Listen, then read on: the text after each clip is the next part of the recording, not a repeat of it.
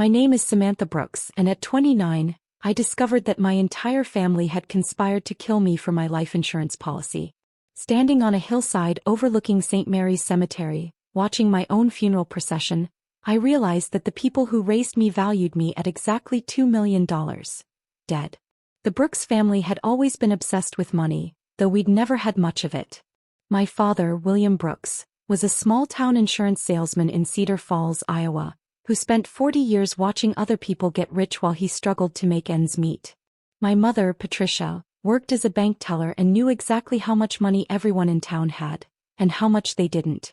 My older brother Kevin was a mechanic who'd inherited Dad's resentment about never having enough money. My younger sister Ashley had expensive tastes and no realistic plan for affording them. Together they formed a family unit united by financial frustration and a shared belief that the world owed them more than they had. I was different.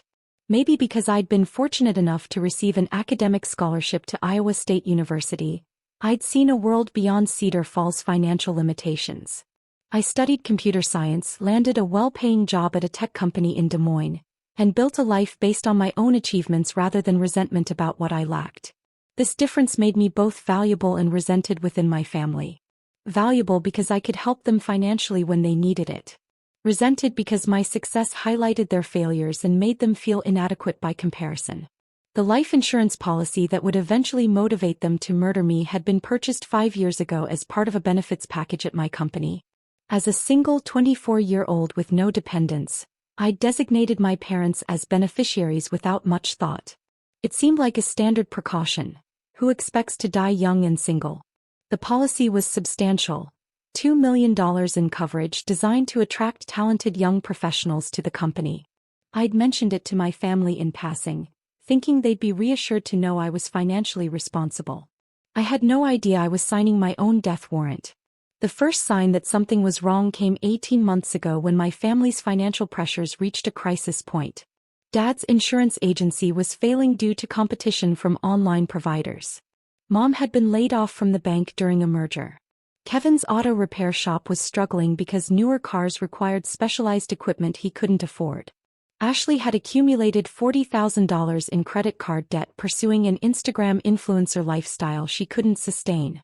During a family dinner, they presented their problems to me as a collective crisis requiring my intervention.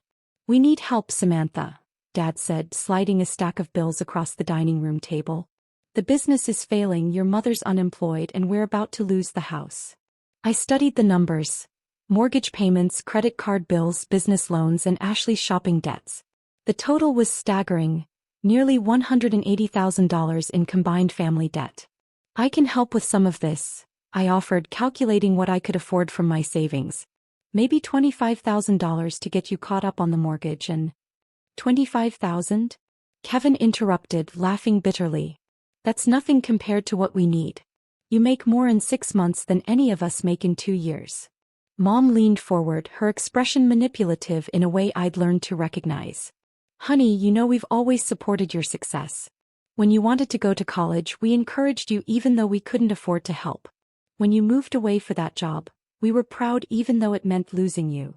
And now we need our family to support us," Ashley added. "Just like we supported you." I felt the familiar weight of family guilt settling over me, but something about their presentation felt orchestrated. The way they'd coordinated their talking points, the specific dollar amounts they'd prepared, the emotional manipulation. It felt more like a business presentation than a genuine cry for help. "I'll think about what I can do," I said finally. "But I can't solve everyone's financial problems. You each need to make some difficult decisions about spending and debt management." The disappointment in their faces quickly shifted to something colder. I realized they hadn't come to me for help. They'd come expecting a complete financial bailout, and my offer of partial assistance was being interpreted as rejection. Over the following months, their requests for money became more frequent and more aggressive. Dad needed cash to keep his business afloat, just until things turned around. Mom required help with medical bills from a procedure she claimed was urgent but wouldn't discuss in detail. Kevin's shop faced bankruptcy unless I invested in new equipment. Ashley's debt was growing due to interest charges and late fees. Each time I provided what help I could afford, $5,000 here, $3,000 there, but it was never enough to solve their underlying problems. More concerning was their growing resentment when I couldn't provide everything they wanted. "It must be nice to have so much money that you can pick and choose who deserves help," Ashley said during one particularly tense conversation. "Some of us weren't lucky enough to be born smart enough for college scholarships." "You could have applied for scholarships too," I pointed out. "You chose to drop out of high school instead." "Not everyone gets to be the perfect daughter who can do no wrong," she shot back. These family tensions escalated when I started dating Marcus, a software engineer who shared my career focus and financial responsibility.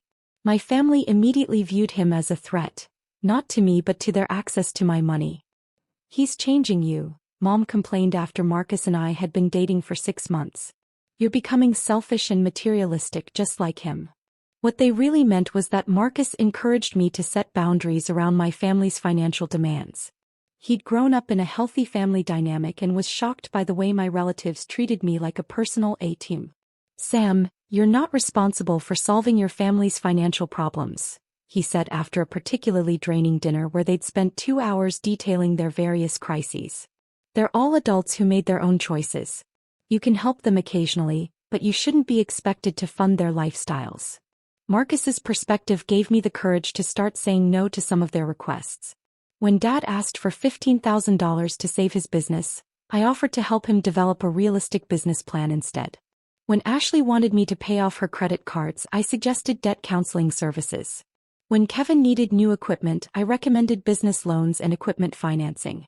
These alternative suggestions were met with anger and accusations that I was abandoning my family in their time of need.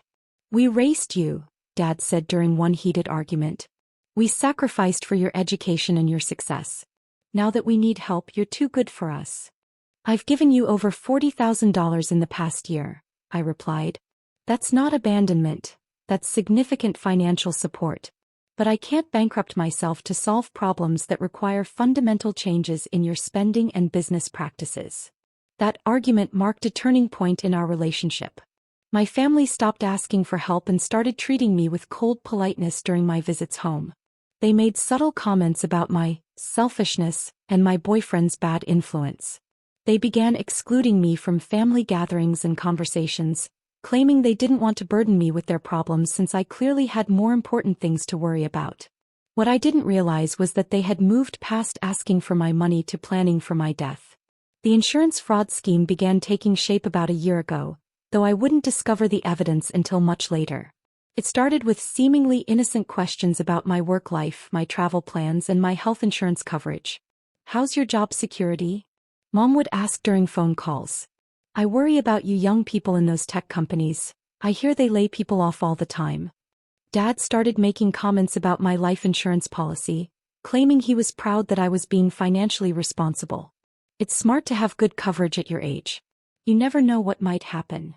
Ashley began asking about my social life and whether I was planning to get married soon. "If something happened to you, would Marcus inherit everything? Or would it still go to family?" I interpreted these questions as normal family concern, not reconnaissance for a murder plot. The first concrete step in their plan was Kevin's suggestion that I join him on a brother-sister bonding camping trip to Devil's Lake in Wisconsin. Kevin had never shown interest in bonding with me before, but he claimed he wanted to repair our relationship and get away from the stress of his financial problems. "Just the two of us," he insisted. "Like when we were kids. We can hike, fish, and actually talk without all the family drama getting in the way." I was touched by what seemed like a genuine attempt to reconnect, so I agreed to the trip despite my busy work schedule. What I didn't know was that Kevin had spent weeks researching the area, looking for remote locations where a staged accident would be plausible. Devil's Lake had dangerous cliff areas, deep water, and enough wilderness that a body might never be recovered. The trip was planned for a weekend in early October when the weather would be unpredictable and hiking conditions potentially treacherous. Kevin had researched local emergency response times and knew that help would be slow to arrive if someone were to have an accident. 2 days before our planned departure, I was working late at the office when I received a call from Ashley, sobbing hysterically. "Sam, it's Kevin," she cried. "He's been in an accident. He's in the hospital and it's really bad." My heart stopped. Despite our recent family tensions, Kevin was still my brother. "What happened? Which hospital?" Cedar Falls General. Please come now. The doctors say, they say it might be too late. I dropped everything and drove the 3 hours to Cedar Falls, arriving at the hospital around midnight. I found Ashley and my parents in the ICU waiting room, all looking devastated. How is he? I asked immediately. Dad looked up with red-rimmed eyes. Car accident on Highway 20. Drunk driver hit him head-on. He's been in surgery for 6 hours. For the next 3 days I stayed at the hospital while Kevin fought for his life. The doctors said his injuries were severe. Multiple fractures, internal bleeding, brain trauma. The family gathered around his bedside, taking turns holding his hand and telling him to fight. During this vigil something strange happened. My family's attitude toward me completely changed. The coldness and resentment that had characterized our recent interactions disappeared, replaced by desperate neediness and affection. "I'm so glad you're here," Mom said, hugging me tightly. "I don't know what we'd do without you. You're the strong one in this family." "We've been terrible to you lately," Dad admitted. "We were so focused on our problems that we forgot what really matters. Family is everything." Ashley was the most dramatic in her transformation.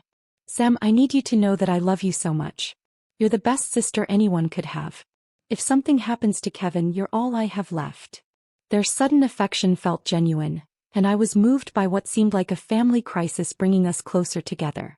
I took emergency leave from work to stay in Cedar Falls and support them through Kevin's recovery.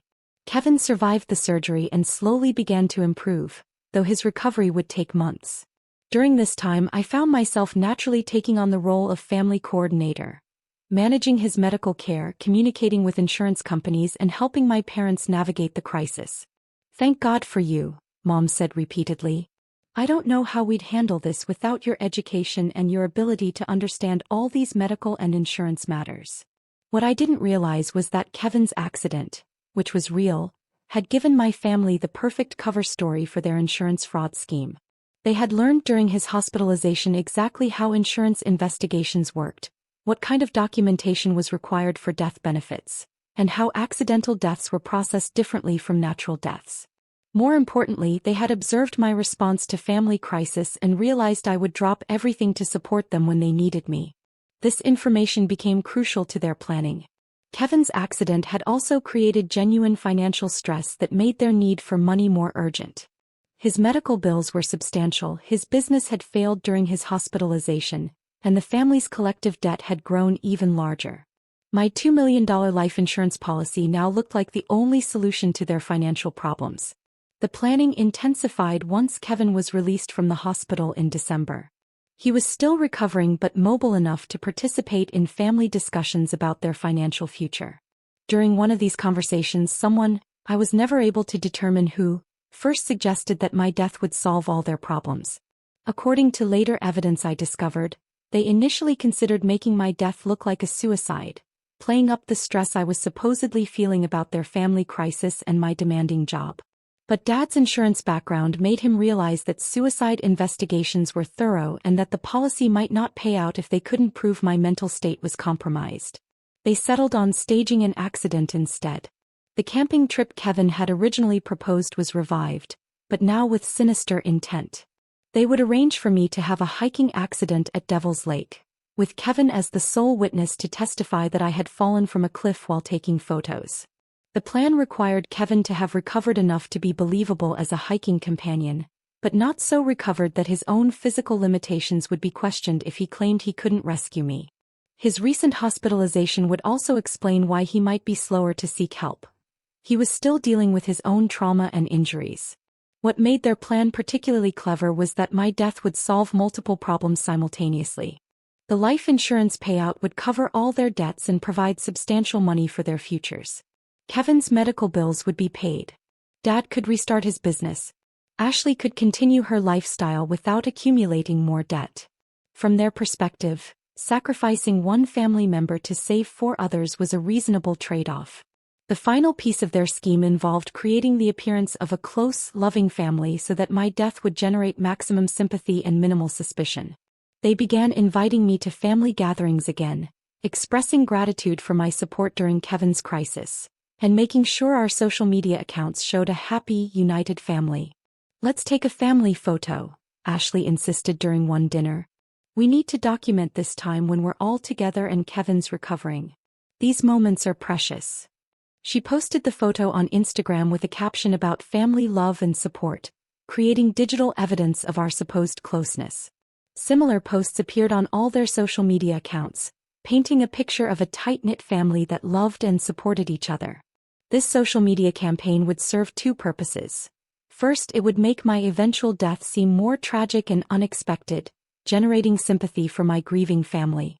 Second, it would provide evidence that I was emotionally stable and happy, making suicide seem unlikely and accidental death the most plausible explanation.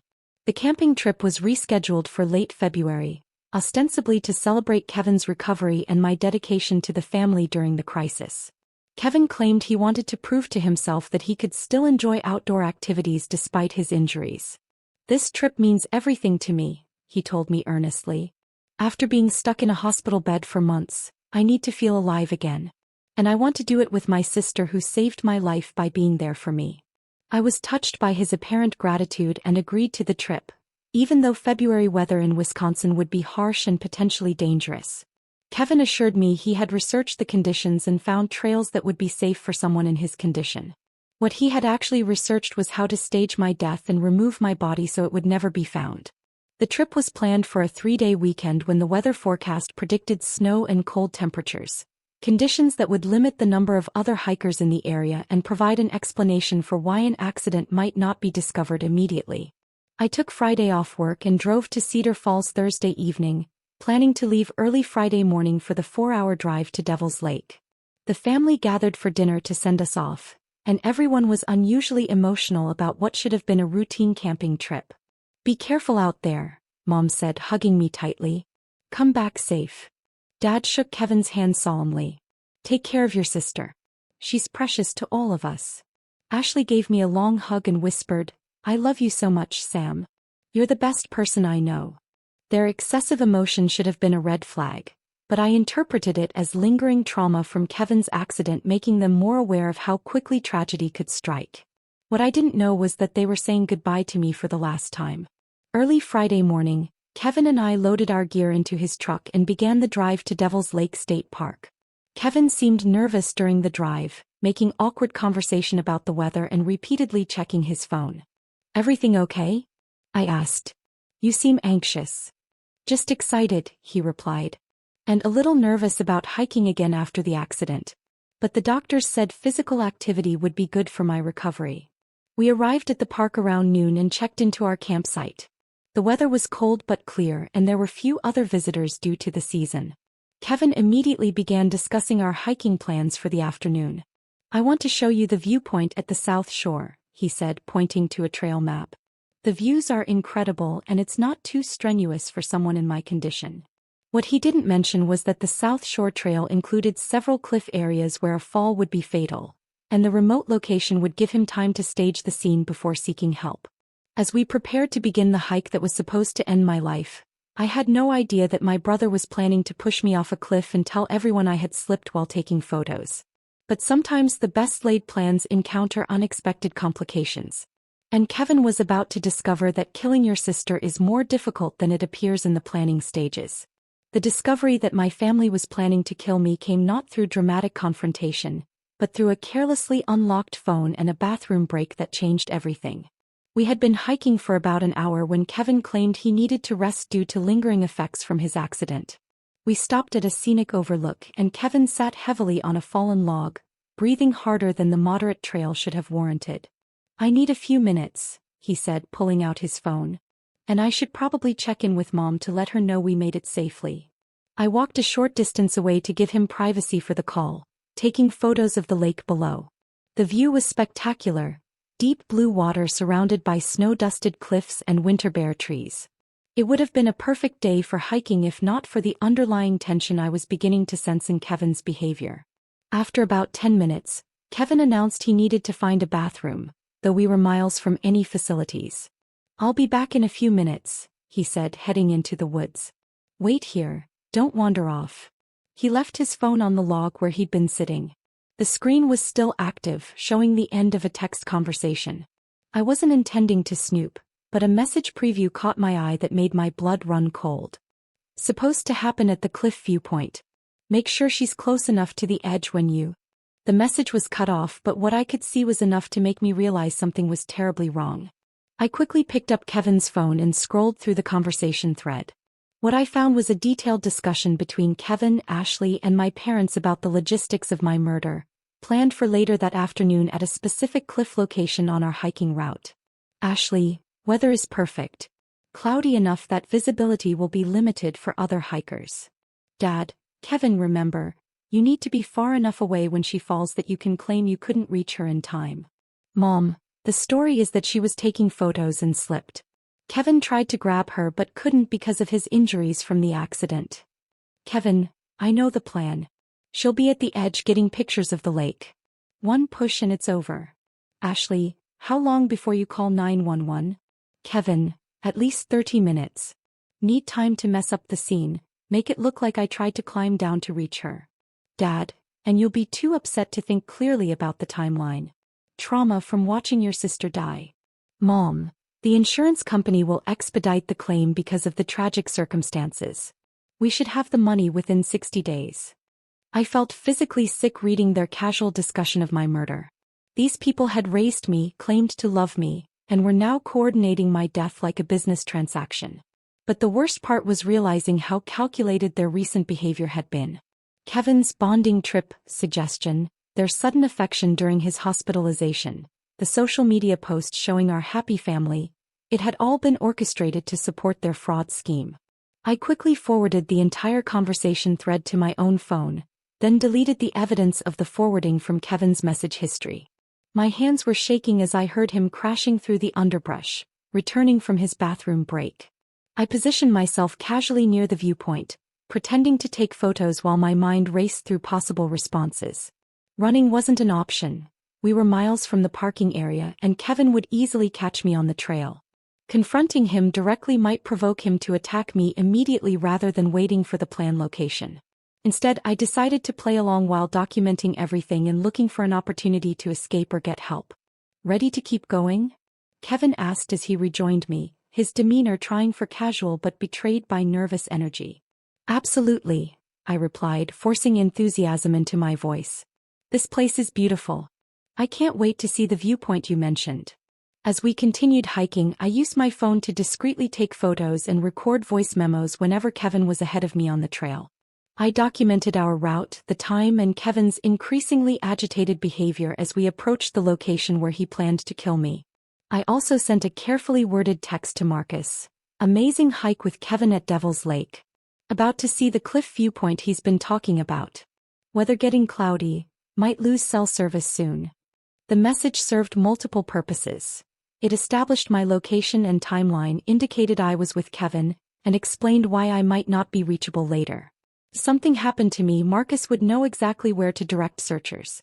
But I needed more than just a digital trail. I needed a way to survive what was coming and expose my family's conspiracy. The opportunity came when we reached the area Kevin had identified for my murder. It was exactly as described in their text messages. A scenic cliff overlook with a steep drop to the lake below, relatively isolated from main hiking trails, and positioned so that Kevin could claim he was too far away to prevent my accidental fall. This is incredible, I said, approaching the edge while Kevin positioned himself several feet behind me. The view is perfect for photos. I could sense Kevin's tension building as I moved closer to the cliff edge. According to their plan, this was the moment when he would rush forward and push me over, then spend 30 minutes staging the scene before calling for help. But I had spotted something Kevin hadn't noticed during his reconnaissance. A narrow ledge about 10 feet below the cliff edge, hidden from above but visible if you knew where to look. If I could time my fall correctly, I might be able to catch that ledge instead of plummeting to the lake below. Kevin, come look at this, I called, pretending to spot something interesting. You can see the whole south shore from here. He approached cautiously, probably calculating the best angle for pushing me over. When he was about 3 feet away, I made my move. Instead of waiting for him to attack, I suddenly stumbled backward toward the edge, crying out in apparent alarm. Kevin, help. Kevin instinctively lunged forward to catch me, but I grabbed his arm and used his momentum to pull him off balance. We both tumbled toward the cliff edge, but I managed to twist away and catch the hidden ledge while Kevin continued over the edge. The irony was perfect. Kevin's own murder plan had resulted in his actual death while I survived in the exact location where he had planned to kill me. I hung on the ledge for several minutes, listening to make sure there were no sounds from below. Then I carefully climbed back up to the cliff top and assessed my situation. Kevin was dead. That much was certain from the height of the fall and the rocky shore below. I was alone in a remote area with evidence of a murder plot on Kevin's phone. And my family was expecting Kevin to return with news of my tragic accident. That's when I realized I had an opportunity not just to survive, but to expose the entire conspiracy by letting my family believe their plan had succeeded. I used Kevin's phone to send a message to our family group chat. Accident happened. Sam fell from cliff. Can't reach her. Calling 911. Then I called 911 myself, reporting Kevin's fall as a hiking accident. My brother slipped and fell from the cliff. I told the dispatcher, providing our exact location. I can't see him and he's not responding to my calls. I spent the next several hours with search and rescue teams, playing the role of traumatized sister who had watched her brother fall to his death. It wasn't difficult to appear shaken.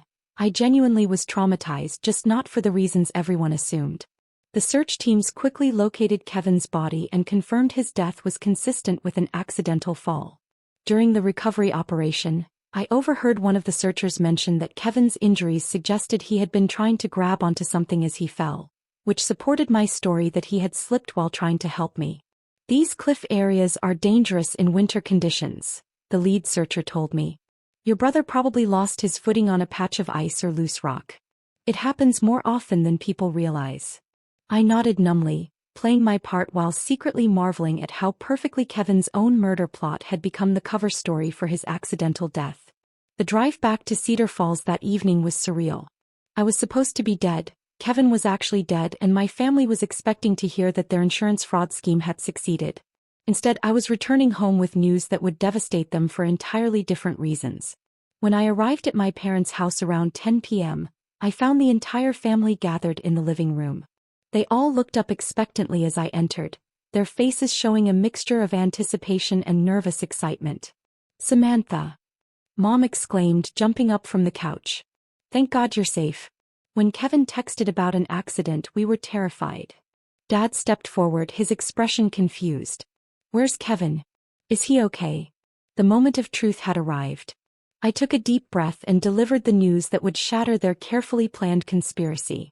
"Kevin's dead," I said quietly.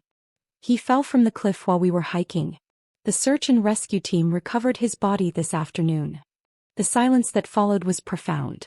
I watched my family's faces as they processed this information. Not the news they were expecting, not the outcome they had planned for. Ashley was the first to speak. "What do you mean he fell? How did Kevin fall?" "We were at the viewpoint taking photos," I explained, sticking closely to the version I had given to authorities.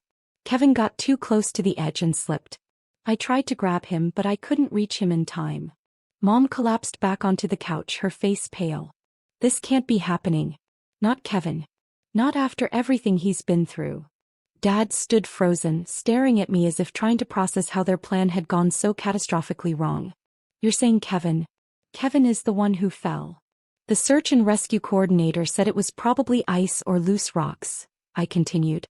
"These accidents happen at Devil's Lake every year. Kevin just got too close to the edge." What followed was hours of what appeared to be genuine grief from my family. They had lost Kevin, not according to their plan but in the exact scenario they had designed for my death. The irony seemed lost on them in their shock and mourning. But I was watching their reactions carefully, looking for signs that they understood what had really happened. Did they suspect that their murder plot had somehow backfired? Were they wondering if I had discovered their plan and turned it against Kevin? Over the next few days, as funeral arrangements were made and insurance claims were filed for Kevin's death, I monitored my family's behavior for any indication that they suspected the truth. What I discovered was that they were proceeding with their original plan, just with a different victim. 3 days after Kevin's funeral, I overheard a conversation between my parents that revealed they were now planning to kill me at a later date, using Kevin's death as additional emotional manipulation to get me to lower my guard. "We can't do anything too soon," Dad was saying to Mom in the kitchen while I was supposedly napping in the living room. It would be suspicious if Samantha died right after Kevin. We need to wait at least 6 months. But we still need the money, Mom replied. Kevin's life insurance will help with some of the debt, but it's not enough. We still need Samantha's policy. We'll figure out another method. Maybe make it look like she can't cope with losing Kevin. Suicide would be more believable now that she's experienced trauma. I realized that Kevin's death hadn't ended their insurance fraud scheme. It had just given them a new angle for murdering me.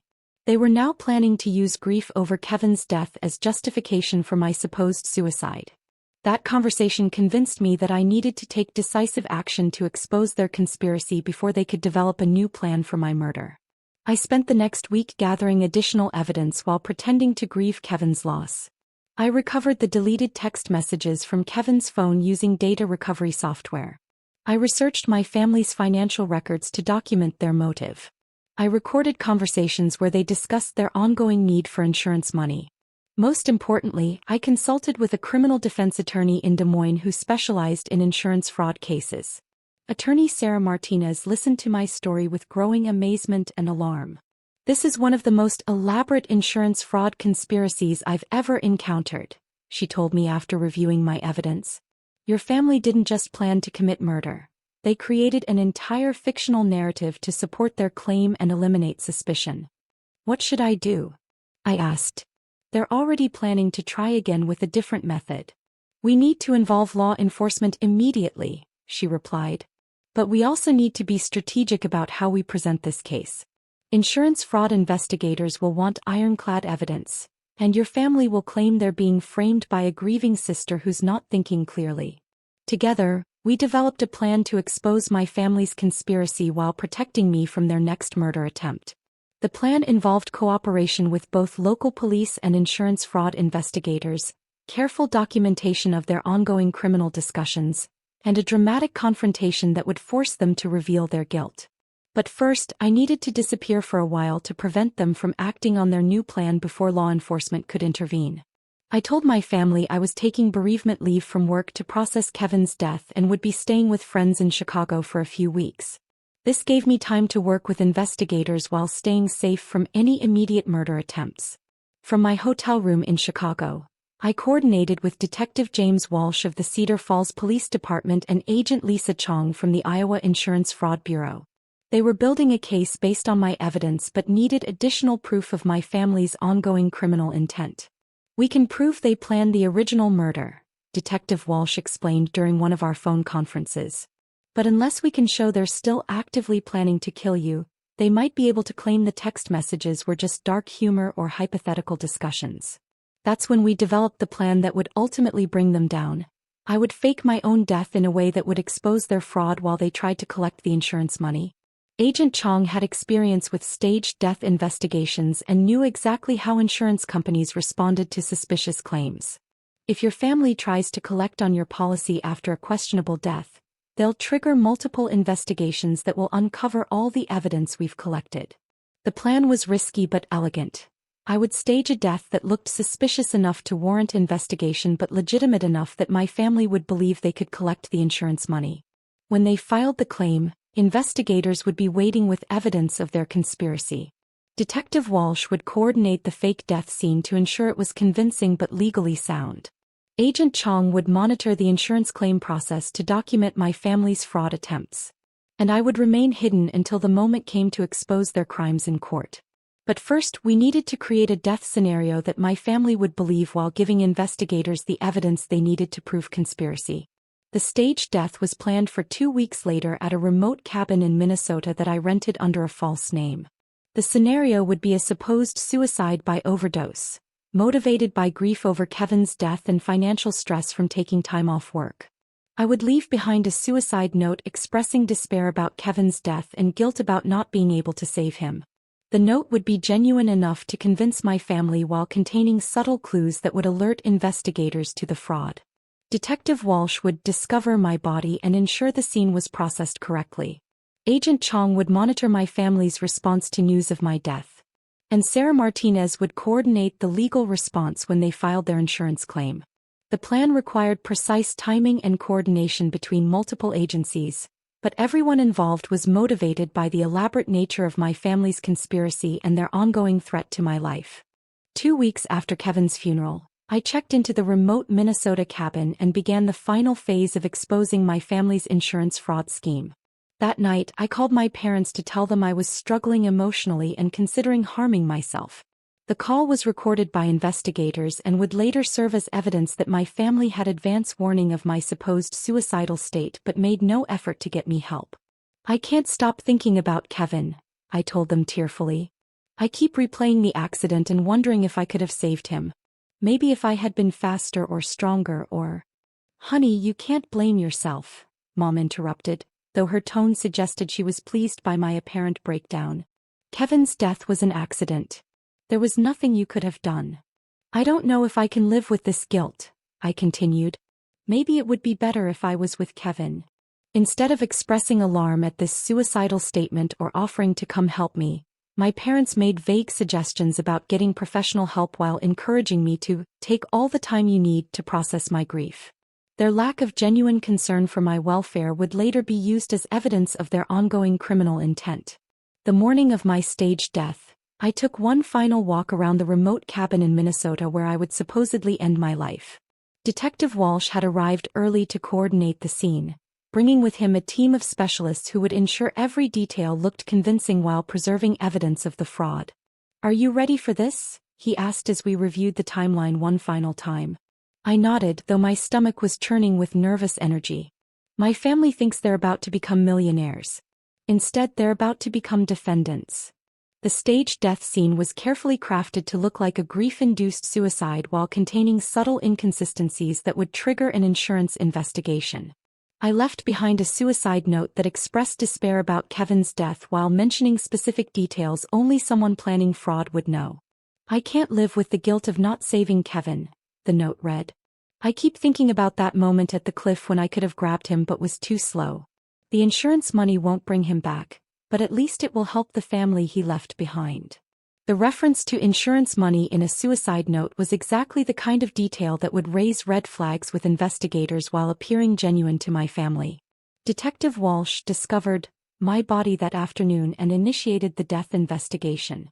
Within hours, news of my supposed suicide had reached my family in Cedar Falls. I watched their initial reactions from a safe house in Minneapolis, monitoring their phone calls and social media posts with law enforcement surveillance equipment. Their response was everything we had hoped for: shock mixed with poorly concealed excitement about the insurance payout.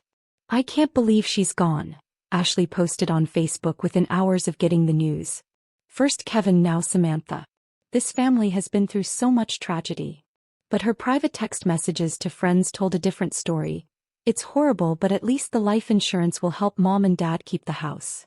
Mom and Dad's conversations were even more revealing. Within 24 hours of my supposed death, they were already discussing how to approach the insurance company to expedite the claim. "We need to emphasize the tragic circumstances," Dad told Mom during a call that was being recorded by investigators. 2 deaths in the same family within 3 weeks. The insurance company will want to process this quickly to avoid seeming heartless. "Should we mention her financial stress?" Mom asked. She was worried about taking so much time off work after Kevin died. "Perfect.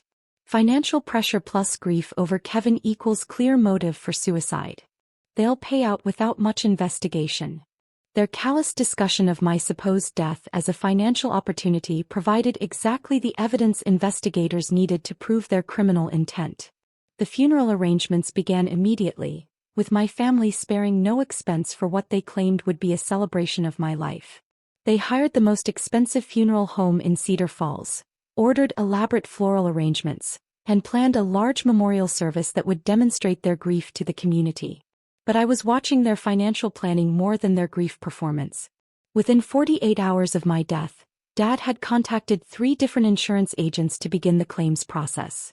Mom had made appointments with financial advisors to discuss how to invest the payout. Ashley had started browsing luxury apartments online, apparently planning to move to a bigger city once the money came through. Their behavior was being documented by multiple law enforcement agencies, creating an overwhelming body of evidence that they viewed my death primarily as a financial windfall rather than a family tragedy. The day of my funeral arrived gray and cold, perfect weather for what was supposed to be a somber occasion. I positioned myself on a hillside overlooking St. Mary's Cemetery, using binoculars to watch my own funeral procession while staying hidden among the winter bare trees. The scene below was surreal beyond imagination. A long line of cars followed the hearse carrying my empty coffin, filled with family, friends, co-workers, and community members who genuinely believed they were mourning my death. My family rode in the lead car, playing their roles as devastated survivors. Father McKinley from St. Mary's Catholic Church conducted the service with appropriate solemnity. "It's tragic," he said over my empty coffin, his voice carrying across the cemetery. "Such a young life lost." Samantha Brooks was a dedicated daughter, sister, and friend who contributed so much to her community. My family wept dramatically below, their performance convincing enough to fool everyone except the law enforcement officers positioned discreetly around the cemetery.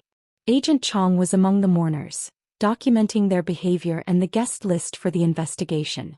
But the most revealing moment came during the graveside service when Dad delivered his eulogy. Instead of focusing on memories of me or expressions of love, his speech emphasized my supposed financial generosity and the security my life insurance would provide for the family. "Samantha always took care of us," he said, his voice breaking with what appeared to be emotion.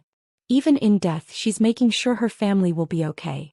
Her life insurance policy will pay off our debts and give us the fresh start she always wanted us to have." It was a stunning admission of motive delivered in front of hundreds of witnesses who thought they were hearing a grieving father honor his daughter's memory. In reality, they were witnessing a criminal confess to insurance fraud. After the service, mourners gathered at the community center for a reception that my family had paid for with money they didn't have, confident that the insurance payout would cover their expenses. I watched from a distance as neighbors and co-workers shared memories of me while my family accepted condolences and discussed their financial future. "The life insurance will really help," I heard Mom telling a family friend. "At least Samantha's death will have some meaning if it saves the family from bankruptcy." These conversations were being recorded by undercover officers who mingled with the mourners, gathering evidence of my family's focus on financial benefits rather than emotional loss. But the most damaging evidence came 3 days after the funeral when my family met with Harold Peterson, their insurance agent, to formally file the death benefit claim. The meeting was recorded with Mr. Peterson's cooperation, as he had been contacted by investigators and agreed to assist with the fraud investigation.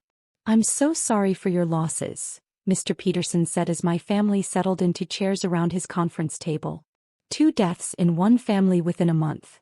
That's almost unprecedented." "It's been devastating," Dad replied. "First Kevin's accident, then Samantha's suicide. We're still in shock. The good news is that both policies are clear-cut," Mr. Peterson continued. "Kevin's accidental death policy will pay out $100,000. And Samantha's life insurance should provide $2 million, minus the suicide clause waiting period." My family exchanged glances. They had clearly researched the suicide clause and knew that most policies only excluded suicide for the first 2 years of coverage. My policy was 5 years old, so suicide wouldn't affect the payout. "How long does the claims process typically take?" Ashley asked, unable to hide her eagerness.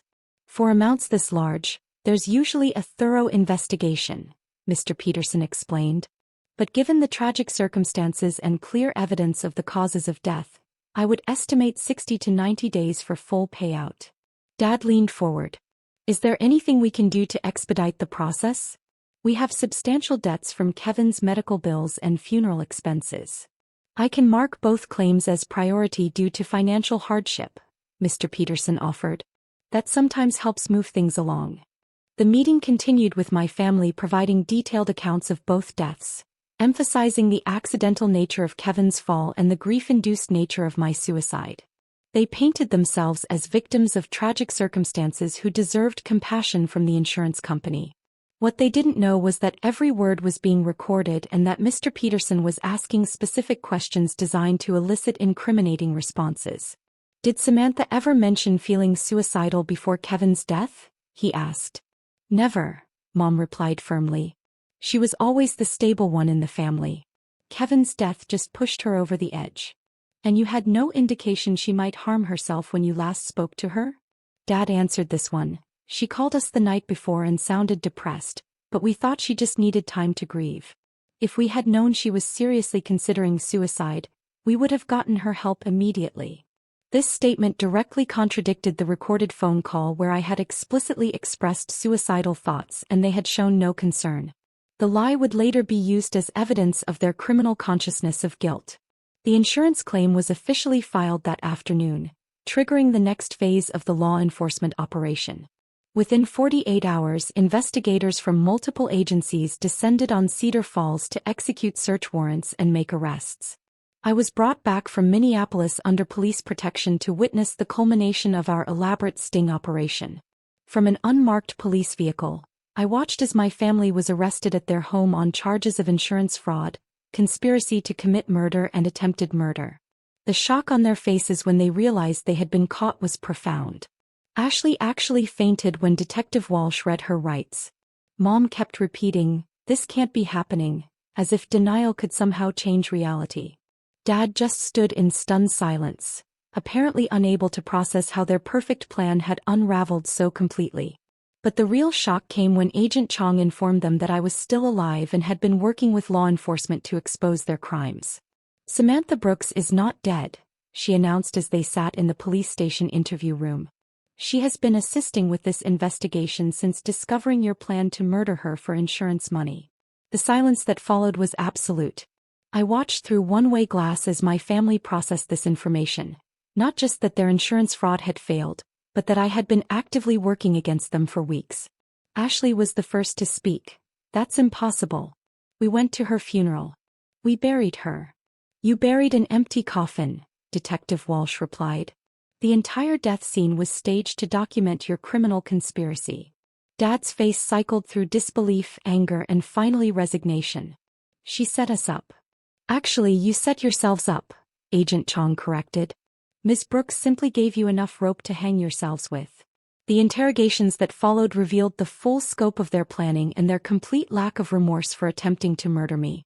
When presented with evidence of their text messages, financial research, and recorded conversations, they initially tried to claim it was all a misunderstanding or dark humor taken out of context. But the evidence was overwhelming. The detailed planning, the staged social media campaign, the deliberate manipulation of Kevin's accident to create cover for my murder. It all painted a picture of premeditated crime motivated by pure greed.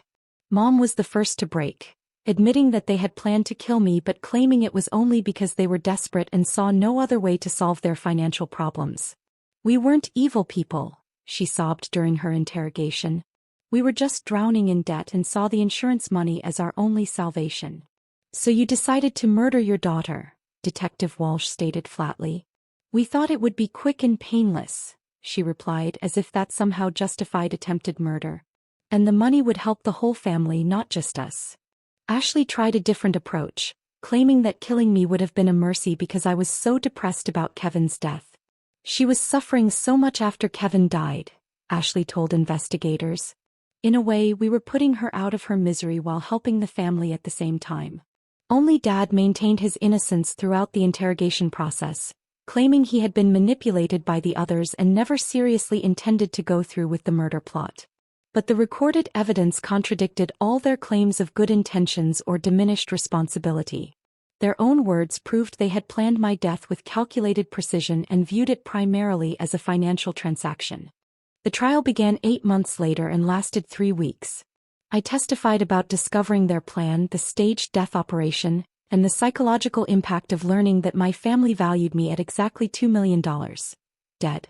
"They didn't just want to kill me for money," I told the jury during my victim impact statement.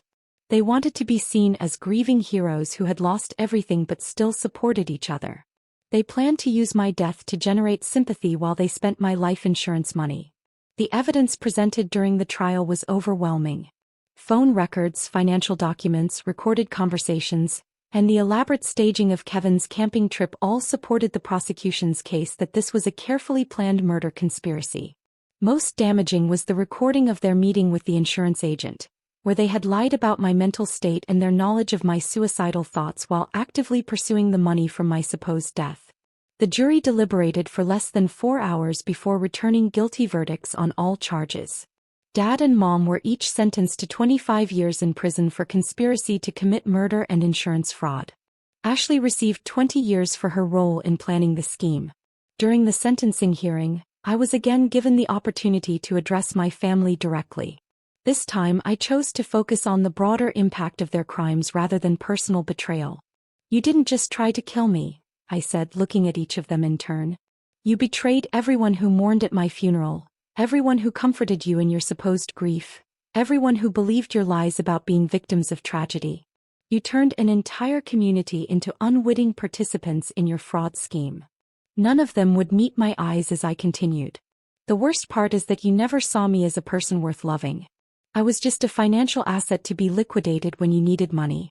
But you failed to understand that people who are loved don't stay dead when you try to bury them." After the trial, I sold my life insurance policy and donated the proceeds to organizations that support victims of family violence and financial abuse. I also established a scholarship fund in Kevin's name, not because he deserved to be honored, but because I wanted something positive to come from his death.